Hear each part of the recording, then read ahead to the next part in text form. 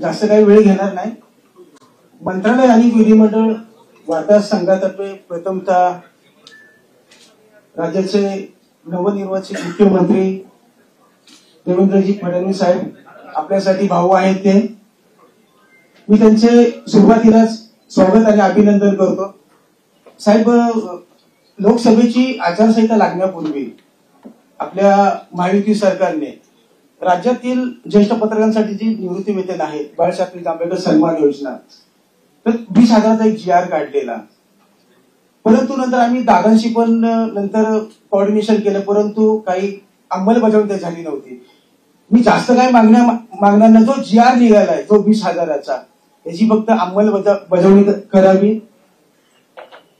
आपण राज्याच्या लाडक्या बहिणींना जसा सन्मान दिला तसा राज्यातील लाडक्या पत्रकारांचा सुद्धा सन्मान करावा. यावेळी फक्त एवढंच मागणी करतो. त्याच्या पुढे आपल्या गाठीभेटी होतील त्यास मी अधिक मागण्या करेन. आणि पुन्हा एकदा मी माननीय मुख्यमंत्री साहेबांचे, दादा वगैरे आले आहेत, सर्वांचे मी स्वागत करतो, अभिनंदन करतो. धन्यवाद. आपल्यासमोर आपल्या अध्यक्षांनी ज्या अपेक्षा व्यक्त केल्या त्या माननीय मुख्यमंत्री साहेब परिपूर्ण करतील असं मी समजतो. फक्त त्याने एक आणखी एक विनंती करतो की गेल्या काही काळापासून 6व्या मजल्यावर होणारी कॅबिनेटच्या नंतरची बैठक पत्रकारांशी संवाद साधणारी ती खूप काळ बंद झालेली आहे. मी माननीय मुख्यमंत्र्यांनी या निमित्तानं विनंती करतो की आपण आश्वासन दिलेलं आहात की खूप चांगलं काम यापुढे होणार आहे. हे काम तात्काळ लोकांपर्यंत पोहोचावं यासाठी ती कॅबिनेट सिस्टम जी आहे आपली ती आपण पुन्हा 6व्या मजल्यावर सुरू करावी अशी मी आपणास विनंती करतो. मी आपले अध्यक्ष माननीय प्रमोदजी डोईफोडे यांना विनंती करतो की आपण तमाम पत्रकारांच्या वतीने, मंत्रालय वार्ताहर संघाच्या वतीने माननीय मुख्यमंत्र्यांचा आपण सन्मान करावा.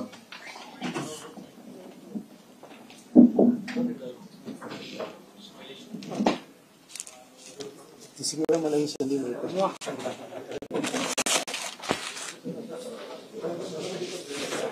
अजून एक जण मिळायला इच्छा आहे.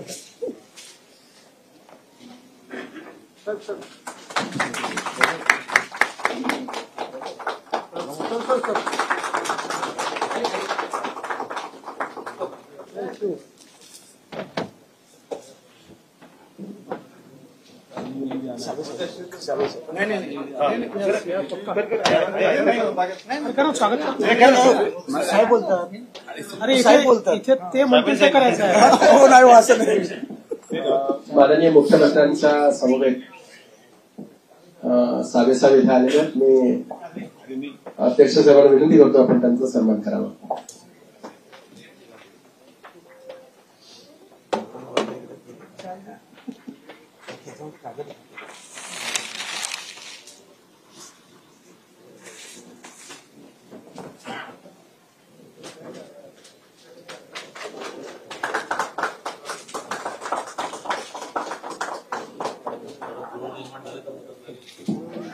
यानंतर आपल्याशी संवाद साधतील माननीय मुख्यमंत्री देवेंद्रजी फडणवीस. पण तत्पूर्वी ते संवाद साधत असताना त्यांच्यामध्ये व्यत्यय होईल असं कोणीही करू नये अशी विनंती आहे. त्यांनी सांगितलेली खूप वेळ इथे आहे, त्यामुळे आपल्याला प्रश्न जेव्हा विचारायचे असतील तेव्हा आपण हात वर करायचा, तेव्हाच आपण प्रश्न विचारता येतील. मी माननीय मुख्यमंत्र्यांना विनंती करतो की आपण संवाद साधावा.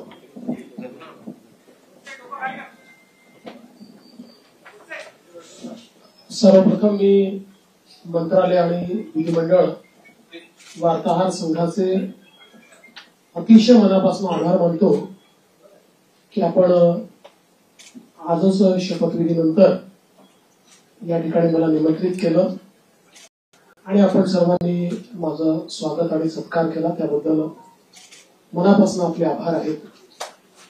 आणि मगाशी प्रवीणजी आणि प्रमोदजी असं म्हणाले की जेव्हा जेव्हा त्यांची बॉडी असते तेव्हा तेव्हा मी मुख्यमंत्री होतो,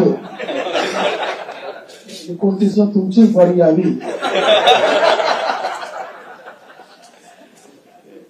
अशी शुभकामना मी तुम्हाला देतो. खरं म्हणजे आपला हा संघ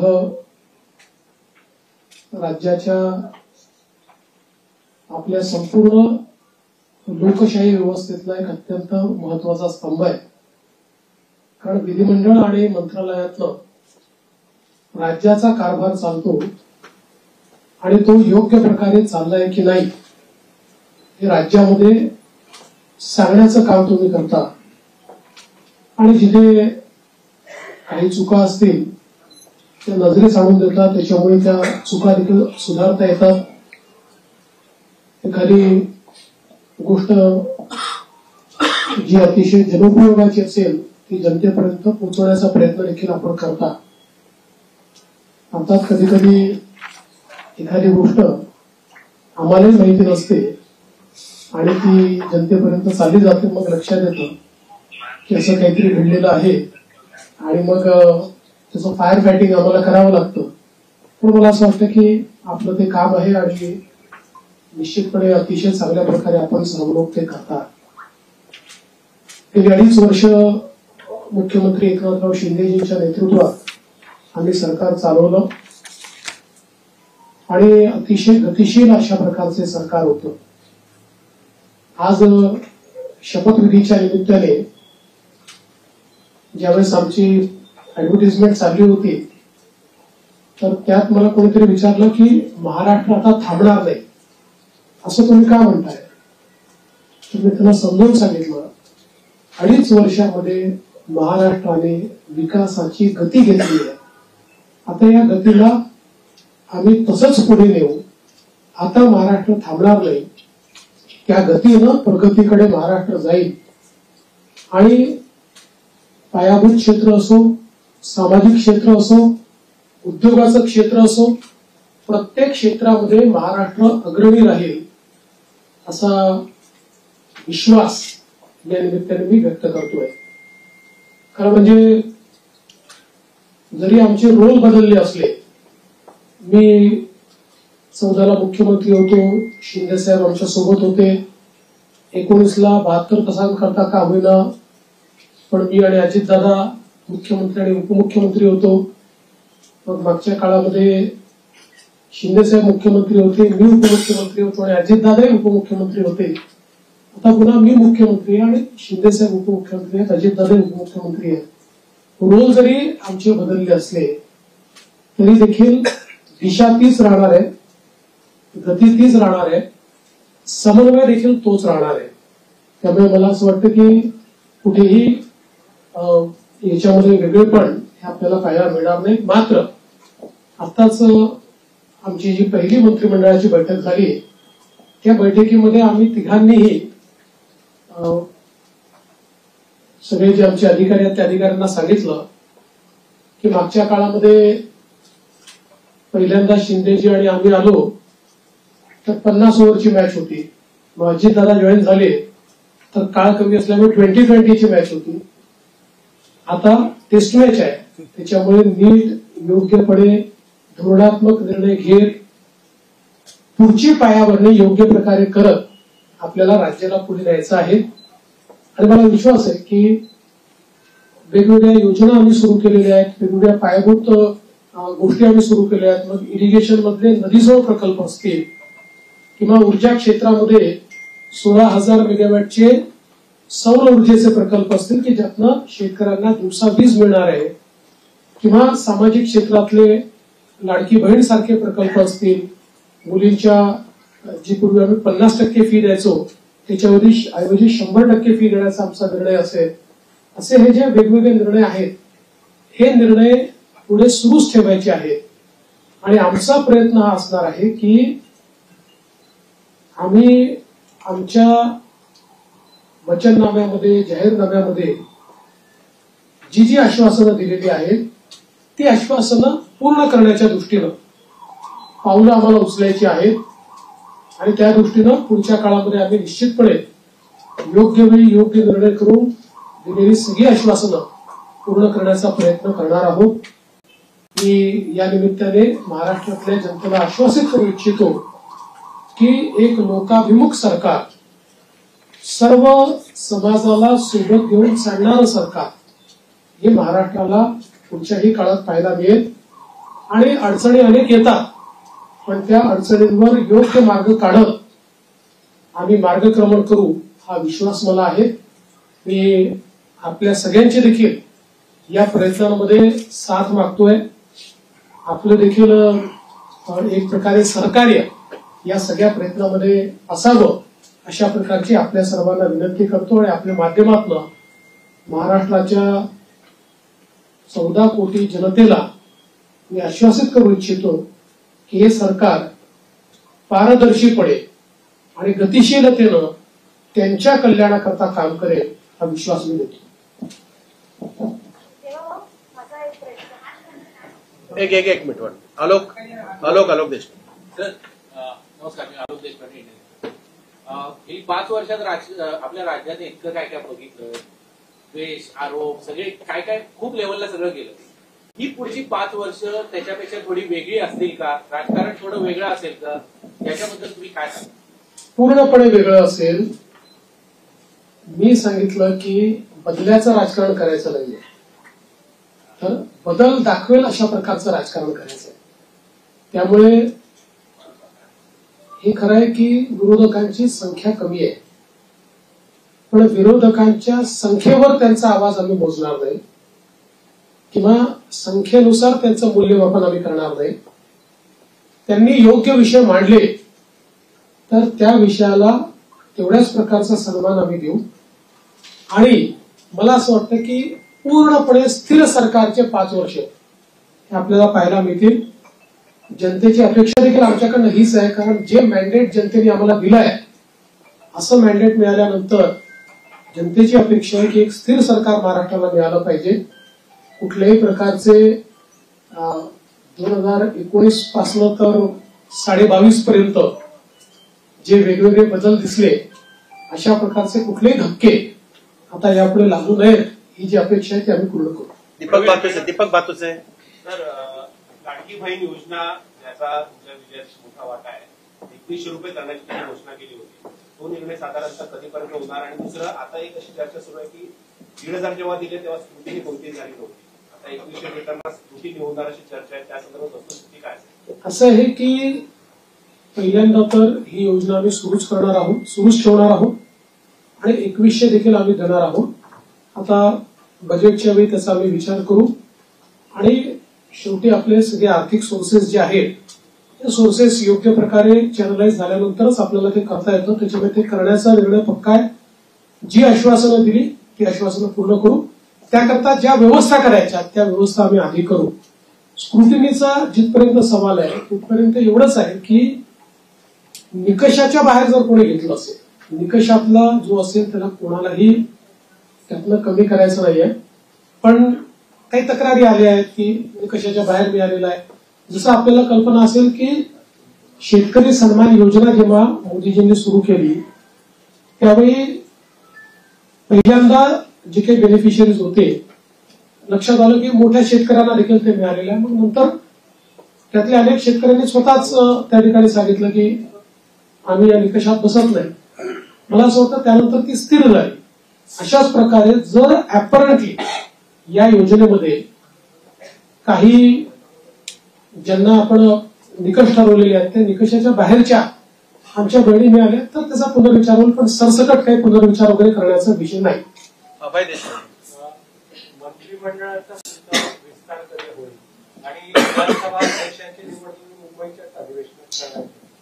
विधानसभा अध्यक्षाची निवड ही मुंबईच्या अधिवेशनातून आम्ही करू, कारण नियमच असा आहे की शपथ झाल्यानंतर अध्यक्षाची निवड करावी लागते. अध्यक्षांच्या निवडीनंतर राज्यपालांचं अभिभाषण करावं लागतं. त्यामुळे ती सगळी प्रोसेस आताच आम्ही मंत्रिमंडळाने शिफारस करून राज्यपालांना पाठवलेली आहे की 7, 8 आणि 9 या 3 दिवसात ही शपथ घ्यावी. 9 तारखेला स्पीकरचं निवडणूक करावी आणि 9ला आपण अभिभाषण करावं नियमानुसार. अशा प्रकारची शिफारस आता मंत्रिमंडळाने माननीय राज्यपालांना पाठवली. विस्ताराच्या संदर्भात मला असं वाटतं की जवळपास आमची प्रक्रिया झालेली आहे. माझा स्वतःचा अंदाज असा आहे की नागपूर अधिवेशनापूर्वी आम्ही विस्तार करू. सोनू श्रीवास्तव.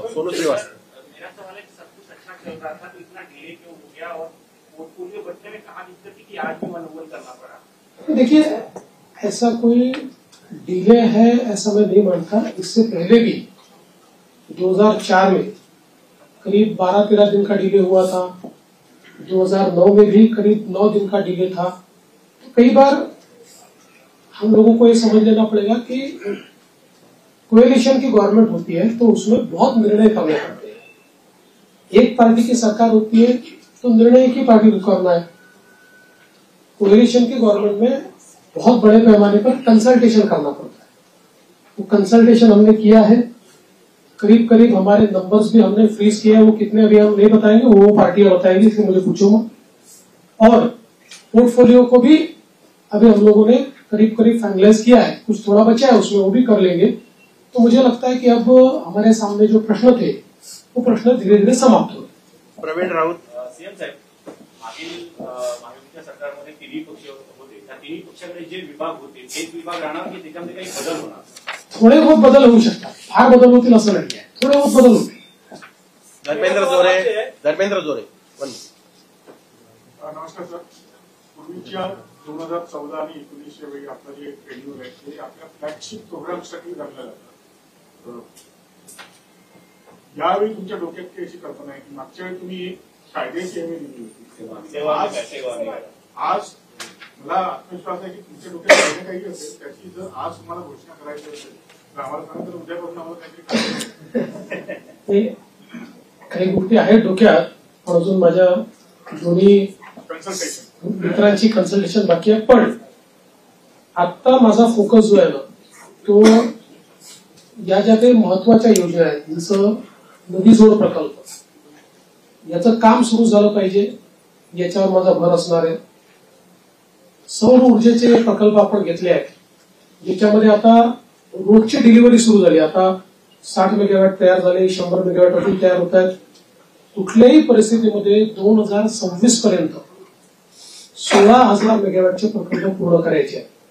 त्यामुळे ही जी कामं ऑलरेडी हातात घेतली की जी शाश्वत विकासाची कामं आहेत, ज्यातनं शेतकऱ्याचं कल्याण होणार आहे, राज्याचं कल्याण होणार आहे, हे आणि यातला प्रत्येक प्रकल्प असा आहे की ज्याचा नीट फॉलोअप करावा लागतो. आणि नुसते आपण टेंडर घेऊन टाकल्याने होत नाही, अडथळे येतात, ते अडथळे दूर करावे लागतात. त्यामुळे मागच्या काळातली जी आमची एक वॉर रूमची पद्धत होती, माननीय शिंदे साहेबांनी देखील ती सुरू ठेवली होती, पण ती अधिक इफेक्टिव्ह कशी करता येईल असा माझा प्रयत्न असणार आहे की ज्यातनं किमान जे फ्लॅगशिप कार्यक्रम आहेत त्यांच्याकरता आपल्याला ही वॉर रूमची अधिक त्याचा उपयोग कसा करता येईल. जलयुक्त शिवार सारखी योजना जी पुन्हा आम्ही गेल्या 2.5 वर्षामध्ये त्याला बळकटीकरण केलेलं आहे, या योजनेला अधिक वेगाने आपल्याला कसं करता येईल याचा प्रयत्न माझा असणार आहे. त्यामुळे एकूणच ज्याला आपण मूलभूत अशा प्रकारचे जे निर्णय असतात त्या निर्णयावर अधिक भर द्यायचा माझा प्रयत्न असतो. दिनेश मौर्या. 5 साल आपके संघर्ष और परिश्रम के रहे और आज जब आप सिग्नेचर कर रहे थे तो किन भावों से गुजर रहे थे उस बारे में बताइए. एक दूसरा फिजिकल डिसिप्लिन बहुत जरूरी है इस कार्यकाल में, तो उस चुनौती से निपटने के लिए क्या आप? देखिए, मैंने आज जो पहली सिग्नेचर की है वो हमारा जो मुख्यमंत्री आरोग्य सेवा का कक्ष है, उस कक्ष में एक कैंसर रुग्ण को बोन मैरो ट्रांसप्लांट के लिए 5 लाख रुपए मुख्यमंत्री सहायता निधि से देने का निर्णय मैंने किया है. पहली साइन वो मैंने की हुई है. और यहाँ पर हालांकि मेरा अनुभव बहुत है और पिछले 10 सालों से 2.5 साल में विपक्ष का नेता रहा, लेकिन 7.5 साल में सरकार में रहा, तो सरकार का अनुभव भी बहुत है. किंतु जिस प्रकार का मैंडेट इस समय मिला है, मैं ऐसा मानता हूं कि निश्चित रूप से उस मैंडेट का एक प्रेशर, जनता के प्यार का एक प्रेशर हमारे पर है. और मैं उसको महसूस करता हूं कि जब अपेक्षाएं बड़ी होती है तो चुनौती भी बड़ी होती है, क्योंकि लोग आपसे अपेक्षा कर रहे हैं. तो निश्चित रूप से उसका प्रेशर मुझ पर है. और जहां तक फिस्कल डिसिप्लिन का सवाल है, तो निश्चित रूप से उसके ऊपर हमको काम करना ही पड़ेगा, क्योंकि हमने बहुत महत्वाकांक्षी योजना की है. देखिए क्या होता है कि नॉर्मली आप सोशल सेक्टर में और इंफ्रास्ट्रक्चर सेक्टर में, दोनों सेक्टर में एक साथ काम करते हैं, लेकिन सोशल सेक्टर का स्पेंडिंग ये हम लोगों ने 4 गुना 5 गुना बढ़ाया है, जो मैं ऐसा मानता हूं कि इकोनॉमिक्स में इसको गलत नहीं माना जाता है, क्योंकि इसका भी एक अपना रिटर्न होता है, इसके सोशल रिटर्न भी होते हैं, इसके इकोनॉमिक रिटर्न भी होते हैं, लेकिन उसका प्रेशर जरूर बजट के ऊपर आता है, तो उस बजट को बैलेंस करना ये हमारा काम होगा, हम उसको करेंगे। सदानंद खोपकर.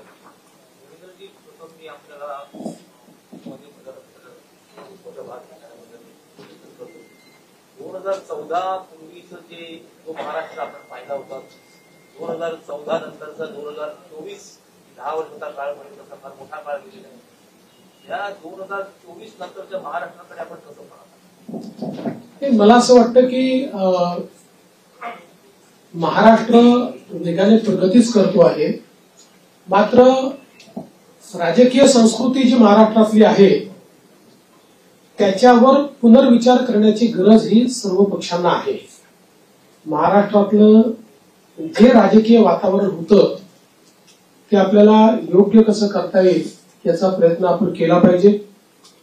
मी शपथविधीच्या निमित्ताने माननीय पवार साहेब असतील, माननीय उद्धवजी ठाकरे असतील, माननीय सुशीलकुमार शिंदेजी असतील, माननीय पृथ्वीराज चव्हाण साहेब असतील किंवा सन्माननीय राज ठाकरे साहेब असतील, अशा सगळ्या प्रमुख लोकांना त्या ठिकाणी स्वतः फोन करून त्यांना निमंत्रण दिलं. त्यातल्या प्रत्येकाने माझं अभिनंदन केलं, मला शुभेच्छा दिल्या. काही व्यक्तिगत कारणाने ती लोक येऊ शकले नाहीत, पण त्यांनी शुभेच्छा दिल्या. मला असं वाटतं की जो राजकीय संवाद महाराष्ट्रामध्ये आणि इतर राज्यांमध्ये आणि विशेषतः दक्षिणेच्या राज्यांमध्ये जे काही अंतर आहे ते हेच अंतर आहे की महाराष्ट्रात राजकीय संवाद हा कधी संपला नाही. आपण अनेक राज्यांमध्ये असं बघतो की 2 पक्षांमध्ये किंवा 2 नेत्यांमध्ये इतका विसंवाद असतो की हिंदीमध्ये ज्याला खून के प्यासे म्हणतो अशा प्रकारची परिस्थिती आपल्याला पाहायला मिळते. ती महाराष्ट्रात नव्हती, आजही नाही आणि ती पुढे राहू नये हा माझा प्रयत्न असेल. याला जोडून एक तर तुम्ही राहताय तर मी असं म्हणणाऱ्यांना काय उत्तर द्यावं? मी त्याच वेळेस सांगितलं होतं की राजकारणात सगळेच राहतात, तेही राहतील, मी राहील, आम्ही सगळेच राहणार. संजय बापट. One minute. संजय बापट. संजू एक मिनिट. संजय बापट. पायाभूत सुविधा आवडता विषय असतो. मी नाटकामध्ये समृद्धी महामार्ग पूर्ण केला, त्याच्यानंतर या टप्प्यामध्ये सुरुवात केली शक्तीपीठ महामार्ग. काय पण निवडणुकीच्या वेळी त्याचं भूसंपादन शक्तीपीठ महामार्गाच्या संदर्भात सांगली जिल्ह्यापर्यंत त्याला पूर्ण समर्थन आहे आणि सगळे शेतकरी आमच्याकडे येऊन सांगतात की तुम्ही भूसंपादन करा. सांगली जिल्ह्यातल्या काही भागात त्याला समर्थन आहे, पण कोल्हापूर जिल्हा जिथे सुरू होतो तिथे मात्र त्याला खूप मोठ्या प्रमाणात विरोध आहे. आणि आम्ही ज्यावेळी समृद्धी महामार्ग केला त्यावेळी आम्ही विरोध पत्करून नाही केला, लोकांना समजावून केला.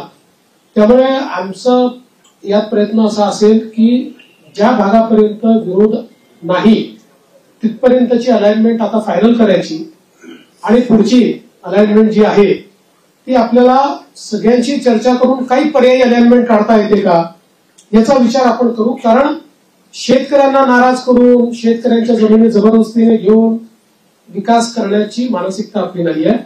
त्यामुळे काही पर्यायी रस्ते तयार करता येतील किंवा त्याला एक्झिस्टिंग जो काही हायवे आहे त्याला कोल्हापूरच्या आधी कुठे जोडता येईल का, किंवा अजून काही एखादा आपल्याला फ्लायओव्हरच्या माध्यमातून काही निर्णय करता येईल का, असं चर्चेतनं मार्ग काढू.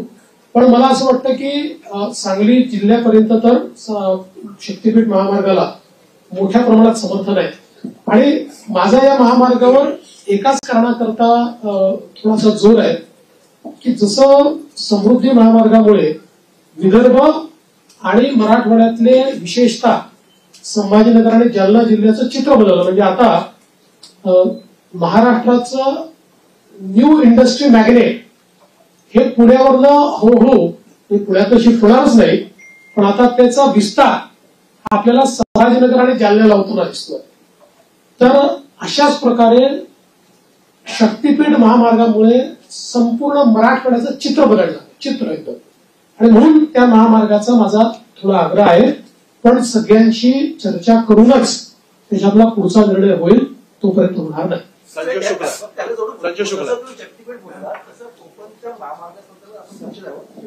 नाही, ते असं आहे की तुमची विनंती ही योग्यच आहे आणि मुंबई गोवा महामार्ग त्याचा विषय काढला की आम्हाला जरा अडचण होते. म्हणजे गडकरी साहेबांनी तर देशाच्या संसदेत सांगितलं की मी देशाच्या कानाकोपऱ्यात जिथे होऊ शकत नाही तिथे महामार्ग केले, पण या एका महामार्गाने मला फार त्रास दिला.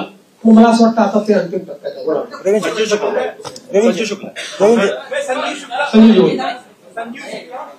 से पहले तो आपको तीसरी बार मुख्यमंत्री बनने के लिए बधाई देता हूँ. मैं ये जानना चाहता हूँ कि पिछली बार मतलब आपने जो मंत्री के तौर पर काम अच्छा किया है, लोगों की भावना है आपके मंत्रालय के पास रखी, तो वो रखेंगे क्या?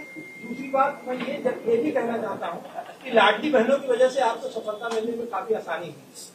राजनीति में इतने व्यभिचारी घुस गए हैं, कई मंत्रियों के ऊपर ऐसे बलात्कार के इस तरह के आरोप लगे हैं, तो क्या आप उनका अप्रेजल देखें उसके बाद मंत्री बनाएंगे या किसी को बना देंगे? पहला जो आपका सवाल है उसमें कौन सा मंत्रालय किसके पास रहेगा ये अंतिम चरण में है, उसका निर्णय तीनों मिलकर करेंगे. यूनिलैटरली उसकी घोषणा मैं नहीं कर सकता. और जहां तक पुराने मंत्रियों का सवाल है तो उसमें निश्चित रूप से सभी के काम का एक मूल्यमापन तो हो रहा है, मूल्यांकन हो रहा है. उस मूल्यांकन क्योंकि हमारे जो दोनों साथी है एकनाथ शिंदे जी ने भी और दादा ने भी, हम तीनों ने बैठकर ये तय किया है कि हम मूल्यांकन करेंगे, पुराने मंत्रियों के कामों का मूल्यांकन होगा, उसके आधार पर आगे का निर्णय होगा. और कई बार क्या होता है, देखिए जब मंत्रिमंडल बनता है तो रीजनल बैलेंसेस होते हैं, अलग अलग प्रकार के समाजों का प्रतिनिधित्व होता है. तो इसलिए मुझे ऐसा लगता है कि कुछ निर्णय ये देखकर भी हम लोग करेंगे कि भाई पिछले बार उन्होंने कैसा काम किया है. कई बार ये होता है कि किसी ने अच्छा काम भी किया होता है लेकिन रीजनल बैलेंस में क्योंकि 3 लोगों को मंत्री पद बांटने हैं तो आगे पीछे होता है.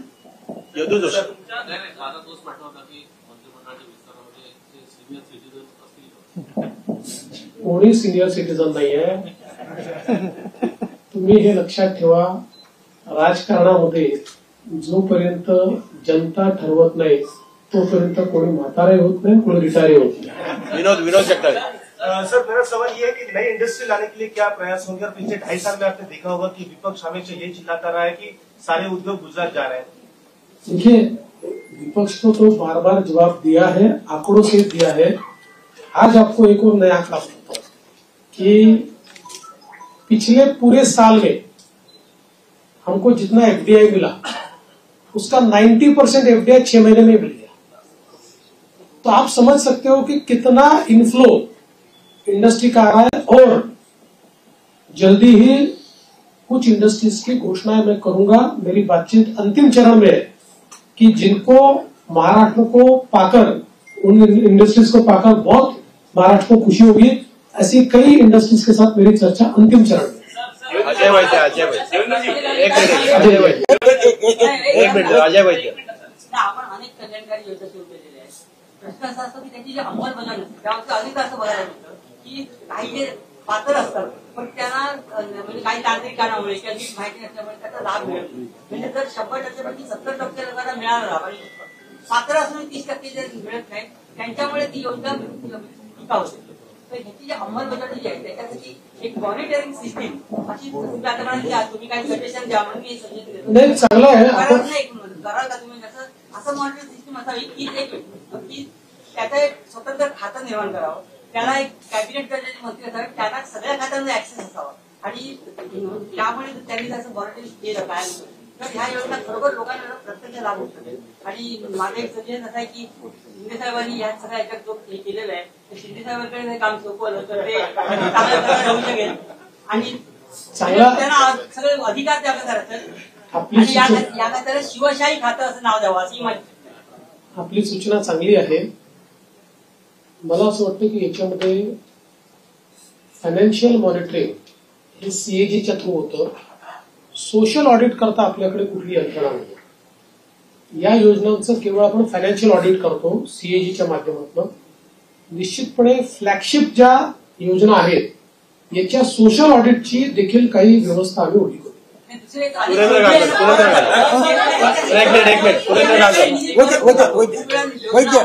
आता आपला निधी परत जात नाहीये, निधी आपण पूर्ण खर्च करतो. एकच मिनिट, एक 1 मिनिट. विरोधी पक्ष असणं हे लाडक्या बहिणींचा आदर केला नाही. बऱ्याच जरी 10%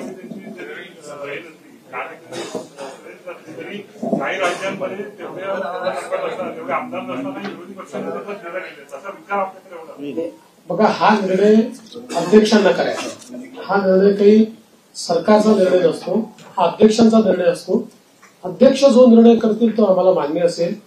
आपण हे बघितलं असेल की लोकसभेमध्ये जेव्हा विरोधी पक्षनेते पद नव्हतं 10 वर्ष, तरी देखील जो सर्वात मोठ्या पक्षाचा नेता होता त्याला विरोधी पक्षनेत्याप्रमाणे सगळे अधिकार लोकसभेने दिले होते, किंवा सगळ्या प्रकारे त्या जागांवर जिथे स्टॅट्युटरीली विरोधी पक्षनेता असतो तिथे त्यांना इन्व्हॉल्व्ह करून घेतलं. या ठिकाणी अध्यक्ष जो निर्णय करतील आम्हाला तो मान्य असेल. त्यांनी जर ठरवलं की आपल्याला विरोधी पक्षनेता द्यायचा, आम्ही कधीच विरोध करणार नाही. लाडकी बहीण कोणतरी बोलते.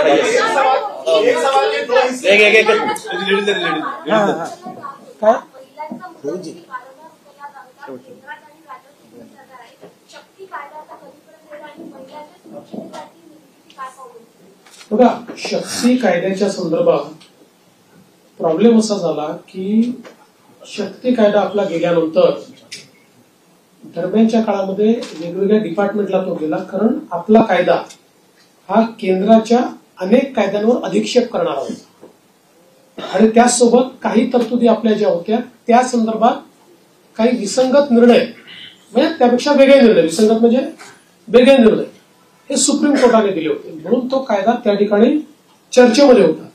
दरम्यानच्या काळामध्ये केंद्र सरकारने 3 नवीन कायदे तयार केले आणि या 3 नवीन कायद्यांमधल्या त्यांनी ज्या तरतुदी केल्या, जवळपास आपण ज्या तरतुदी केलेल्या आहेत तशा तरतुदी त्या कायद्यांमध्ये आहेत आणि आता पुन्हा त्या कायद्याशी आपल्या काही तरतुदी विसंगत होत आहेत.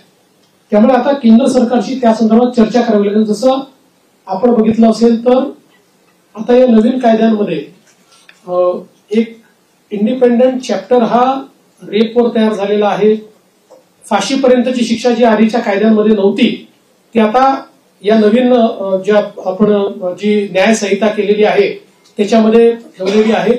त्यामुळे आता या संदर्भात एकदा केंद्र सरकारशी चर्चा करून आवश्यक असेल तर कदाचित आपल्या कायद्यांमध्ये बदल करावा लागेल. प्रसाद पाटील 1 मिनिट. प्रसाद पाटील 1 मिनिट. प्रसाद पाटील एक सवाल प्रश्नाचं उत्तर देऊन फक्त एवढं विचारलं, गृह खातं कोणाला कुठल्या पक्षाकडे राहील आणि अर्थ खातं कुठल्या पक्षाकडे राहील? आता आम्ही तिघं मिळून ठरवू. आम्ही आता तिघं मिळून सरकार, त्यामुळे सरकारकडे राहील आणि सरकार चालेल. एबीपी माझा. एकनाथ शिंदेची शेवटच्या टप्प्यापर्यंत नाराजी आपल्याला पाहायला मिळत होती. नेमकं कारण काय स्पष्ट झालंय का आणि गृह खातं खरंच त्यांच्याकडे जाणार आहे? मी तुम्हाला 100% सांगतो, त्यांची बिलकुल नाराजी नव्हती. मी स्वतः त्यांना भेटलो होतो. त्यांची कुठलीही नाराजी त्याच्यामध्ये नव्हती. नाराजीच्या बातम्या जास्त चालल्या, पण कुठली नाराजी नव्हती. उलट मी विनंती केल्यानंतर त्यांनी तात्काळ ते स्वीकार केलं. मी त्यांना विनंती केली की मी म्हटलं मागच्या काळात जेव्हा मला उपमुख्यमंत्री व्हायला सांगितलं तेव्हा मला असं वाटत होतं की मी मुख्यमंत्री आहे तर मी उपमुख्यमंत्री होऊ नये. पण मला नंतर लक्षात आलं की जेव्हा अशा प्रकारचं अलायन्सचं सरकार असतं त्यावेळी प्रमुख व्यक्ती जर सरकारमध्ये नसला तर पक्ष आणि सरकार या दोघांचा समन्वय राहत नाही आणि त्यामुळे त्यांनी ते मान्य केलं. मला असं वाटतं की त्याच्या बातम्या जास्त चालल्या, म्हणजे आमच्यात तर कुठल्याही समन्वयाचा अभाव नव्हता. उदाहरणादाखल सांगतो की गिरीश महाजन समजवायला गेले. गिरीश महाजन समजवायला गेले नव्हते. गिरीश महाजन सहज भेटायला गेले होते. मला गिरीश महाजन त्याला बाहेर आल्यावर समजलं. ते मला म्हणे अहो बातमी चालली आहे की मी समजवायला गेलो. मला कशाला गेले तुम्ही? पांडुरंग मस्के. आसाम सरकार ने कंप्लीट डीप बैन किया है पूरे राज्य में. आपकी सरकार आज आई है, मैं जानना चाहता हूँ क्या आपकी एक स्मारक वसीम पेश करेगा या क्या आपका? देखिए, गोवंश हत्या बंदी का कानून हमने पिछले समय मंजूर किया है।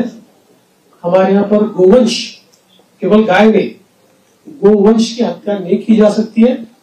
उस कानून को कड़ाई से हम लोग लागू कर रहे हैं। शेवटचे जर बसके पांडुरंग बसके एक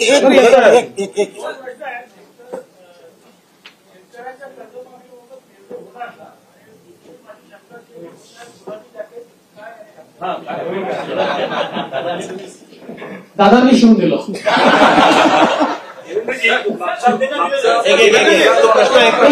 कर्जमाफीच्या संदर्भात ही आम्ही घोषणा केली आहे, त्याच्याबरोबर खूप प्रश्न है कि कॉर्पोरेशन मुंबई के आसपास के कॉर्पोरेशन है, उसके सारे चुनाव 2-3 साल से पेंडिंग है।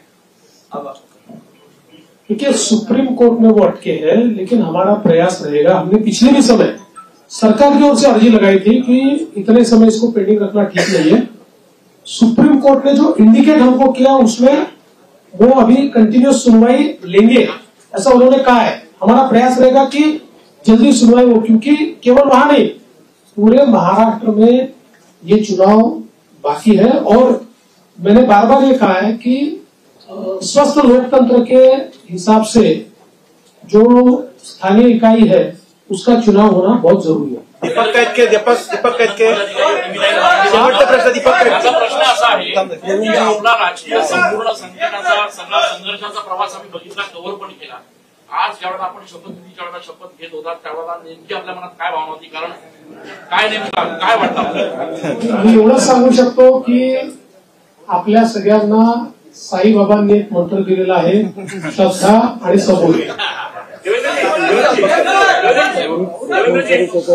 शेवटचा प्रश्न प्रेमानंद एक 1 मिनिट.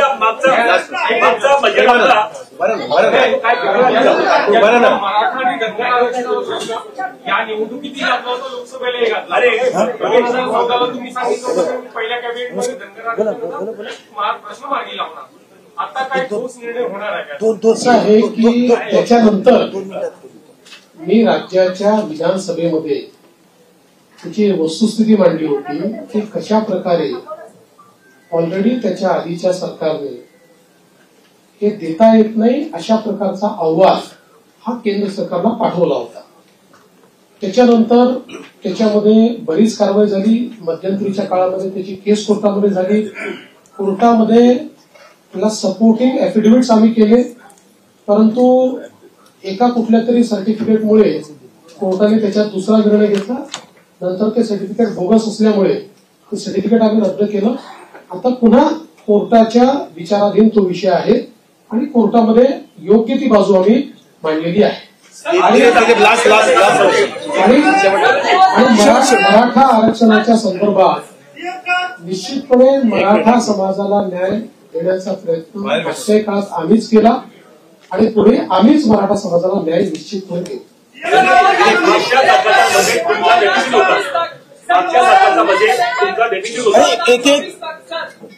काय 2019 से लेकर 2024 तक खासकर लॉ एंड ऑर्डर को लेकर आपको हमेशा गृह मंत्रालय आपके पास था, विरोधी पक्ष आपको टारगेट करता रहा.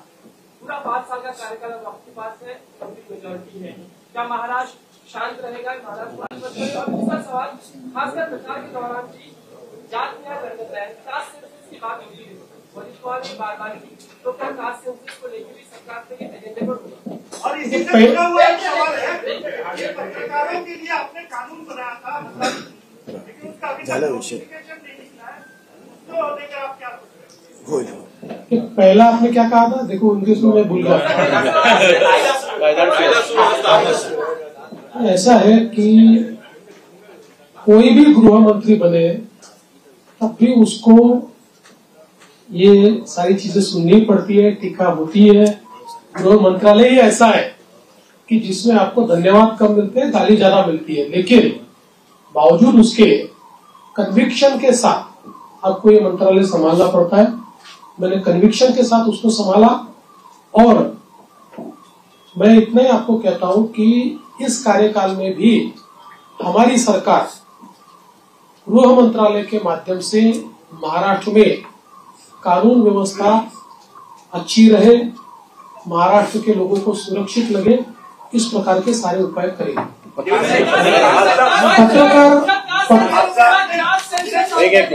देखिए, भारतीय जनता पार्टी की भूमिका ये बार बार हमने स्पष्ट की है कि कास्ट सेंसस को हमारा विरोध नहीं है। जो पहला कास्ट सेंसस बिहार में हुआ हमारी समर्थन से ही हुआ है। हमारा हमेशा इतना ही कहना है कि कास्ट सेंसस को वेपनाइज मत करो। कास्ट सेंसस का वेपन के रूप में अगर उपयोग किया तो जो माइक्रो समाज है, संख्या में कम समाज है, विशेष रूप से माइक्रो ओबीसीज है, इनके ऊपर उसका अन्याय हो सकता है। इसलिए कास्ट सेंसस अगर करना है तो उसका पहले क्या हमको उसमें से पाना है ये हमने तय करना चाहिए, उस प्रकार से उसको करना चाहिए। उसको राजनीतिक वेपन बनाने की कोशिश अगर होगी तो समाज में विघटन होगा।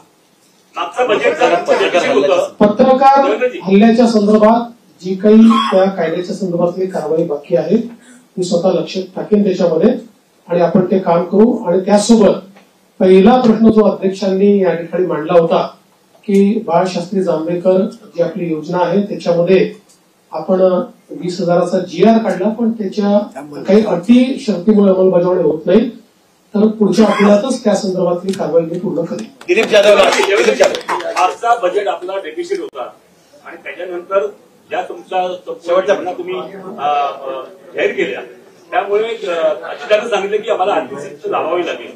नंबर 1. नंबर 2, कोरोनाचं पॅकेज आपण मागे काहीतरी जाहीर केलं होतं, त्याचा पुढे काय झालं? पहिली गोष्ट अशी आहे की विकसनशील अर्थव्यवस्थेमध्ये बजेट हे डेफिसिटच असतं। गेल्या 20 वर्षामध्ये फक्त मला असं वाटतं 17-18चं बजेट होतं की ज्यात आपण रेव्हेन्यू सरप्लस होतो, बजेट डेफिसिटच होतो पण रेव्हेन्यू डेफिसिट नव्हतं। त्यामुळे डेफिसिट असं हे काही गैर आहे असं माझं मत नाहीये। फक्त पैसा कशावर खर्च होतो त्यातनं आपल्याला आउटपुट काय मिळतो या गोष्टी महत्वाच्या असतात। आणि तुमचा डेट जीडीपी रेशिओ काय, जसं उदाहरणादाखल लोक सांगतात महाराष्ट्रात 7 लाख झालं, 7 लाख कोटी कर्ज झालं, पण महाराष्ट्राचा जो अर्थसंकल्प आहे किंवा महाराष्ट्राचा जो जीएसडीपी आहे तो आता 500 ट्रिलियनच्या वर गेलेला आहे। त्याच्यामुळे त्याच्याशी जेव्हा तुम्ही कम्पेअर करता त्यावेळी इतर राज्यांच्या तुलनेमध्ये महाराष्ट्र हा आपल्याला चांगलाच दिसतो। अर्थात आता ज्या कल्याणकारी योजना आम्ही घेतलेल्या आहेत त्याचा 2-3% भार हा पुन्हा ऋणभार म्हणून त्या ठिकाणी आम्हाला पडणार आहे, पण त्याच वेळी त्यातनं जे सोशल बेनिफिट मिळेल आणि कॅस्केडिंग त्यातनं जे इकॉनॉमिक बेनिफिट मिळेल त्यातनं पुढच्या 3-4 वर्षामध्ये आम्ही त्याची भरपाई करू शकू। म्हणून मला असं वाटतं की फार याची चिंता करू नये की डेफिसिट आहे, याची चिंता केली पाहिजे की डेफिसिट कशामुळे होत आहे। जो पैसा चाललाय तो सामाजिक क्षेत्रात किंवा इन्फ्रास्ट्रक्चरच्या क्षेत्रात योग्य वापरला जातोय की नाही तो प्रयत्न आम्ही करू।